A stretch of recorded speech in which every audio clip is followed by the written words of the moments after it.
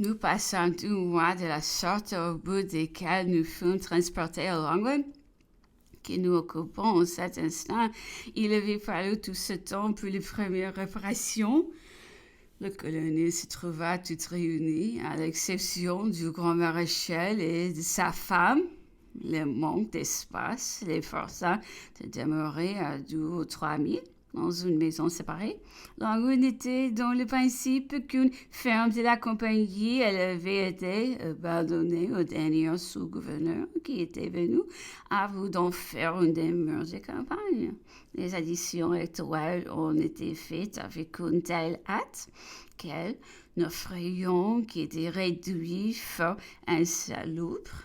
Et elles sont si frêles qu'au bout de l'année, la plupart se trouveront probablement hors de service. L'empereur est très mal et nous à peu près au bivouac pour votre parfaite connaissance, monseigneur.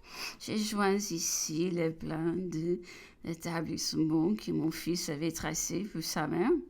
N'ajoutez donc qu'une fois au fameux palais des bois, dont ont retenti tous les papiers d'Angleterre. La pompe est pour l'Europe, la misère pour Sainte-Hélène. Il est bien vrai qu'il y a quelque temps, il est arrivé un grand nombre de madriers bruts, mais comme il a été calculé qu'il faudrait à 7 à 8 ans pour accomplir l'emploi, que nous demeurions tout ce temps au milieu des ouvriers, que cela coûterait des sommes énormes, on y renonçait, ils persistent sur la plage. Ce n'est pas qu'il n'y ait dans l'île des demeures préférables à Longwood Plantation House surtout. La demeure des gouverneurs est une bâtisse européenne avec un joli jardin, des ombrages et tous les agréments qu'on peut attendre ici. L'empereur y eût été beaucoup plus convenablement et l'on eût épargné de grandes dépenses, mais le déplacement d'un gouverneur pour l'illustre proscrit eût été une mesure de guerre que les ministres anglais nous attendus se sont empressés d'interdire. Les dehors de Longwood sont vraiment misérables, on ne saurait rien faire venir, ou du moins cela demanderait des soins fort au-dessus des ceux dont nous sommes capables. Peu dit tout en seul mot, c'est la partie déserte de l'île. La nature en a repoussé constamment. Jusqu'ici, la population et la culture, l'eau y est très rare.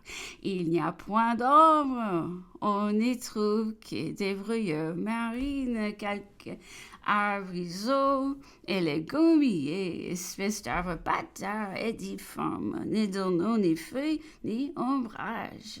On y est littéralement infesté des rats et des souris.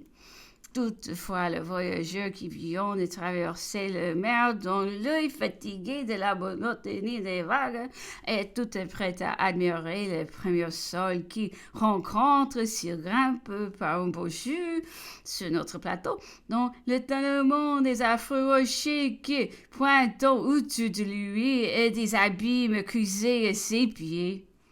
À l'expérience de la verdure sauvage qui désigne les gorges environnante, il s'écrie qu'ici, fort beau, c'est souvent un de nos supplices, mais monseigneur pour celui qui est condamné à cette habitude.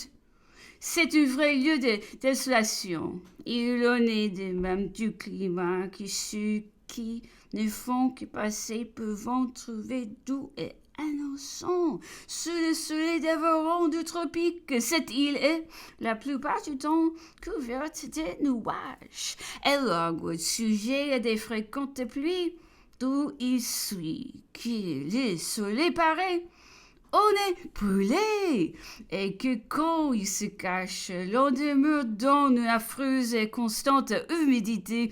On a donc à souffrir presque tout à la fois du froid et du chaud. Contraste destructeur qui produit des ravages effrayants sur la structure humaine. La saison toujours régulière laisse l'année sans couleur. Cette monotonie qu'affecte l'imagination, l'esprit et le cœur, il serait difficile de rendre la fadeur et l'ennui qu'elle engendre. C'est une peine de tous les jours, de tous les instants. C'est ce tourmenté physique qui joint à toutes les peines morales dont on éprouve. Généralement, l'empereur lui a fait dire, en apprenant le sort funeste des Murat, les Calavois se sont montrés moins barbares, plus généreux que les gens de Plymouth. En arrivant à Longwood, l'empereur essaya de reprendre l'exercice du cheval. La prodigieuse activité de sa vie passée lui en rendait l'interruption dangereuse. Et vous savez peut-être, monseigneur, que Clarissa le lui recommandait comme nécessaire contre une incommodité dont il aime un essai. On nous avait assigné des limites assez rétrécies que nous pouvions parcourir sans aucune surveillance étrangère. On connaît les prodigieuses et rapides courses que l'empereur était habitué. Ici, le peu d'espace, la monotonie de l'endroit, la course toujours la même, qui réduisait cet exercice à une espèce de ménage. Les deux goûteront bientôt. Il renonça tout à fait. Nos sollicitations et nos prières n'ont jamais pu venir à bout de lui faire reprendre. Je ne serais tenu ici sur moi-même, disait-il. Quand j'ai un cheval entre les jambes, l'envie me prend de courir. Et je n'ai pu la satisfaire. C'est un tourment que je dois m'épargner. L'île a 25 ou 30 000 de tours. L'empereur peut la parcourir sous la surveillance d'un officier anglais.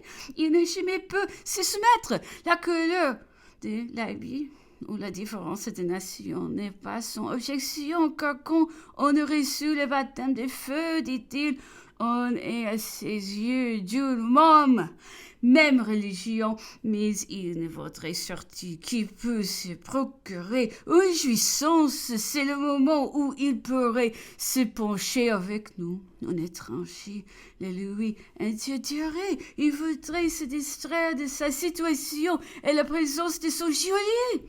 Le lui rappellerait sans cesse toutes ses calculs dans sa vie, dit-il. Toutes ces pesos, les biens qu'on retirerait, son cœur demeurerait fort dessous du mal qu'éprouverait son esprit. Un instant, l'admiral Cockburn se prêta avec assez de grâce à lui faciliter ses excursions extérieures, mais ce ne fut que l'arrangement d'un jeu de l'éloignement, soit qu'il s'est repenti autrement. Il fut prétendu qu'on ne s'était pas compris et il n'en fut plus question. La grande occupation de l'empereur est de lire dans sa chambre ou de dicter à chacun de nous sur les principales époques de sa vie. Son délai ne sera pas tout à fait perdu pour l'histoire ni pour la gloire française.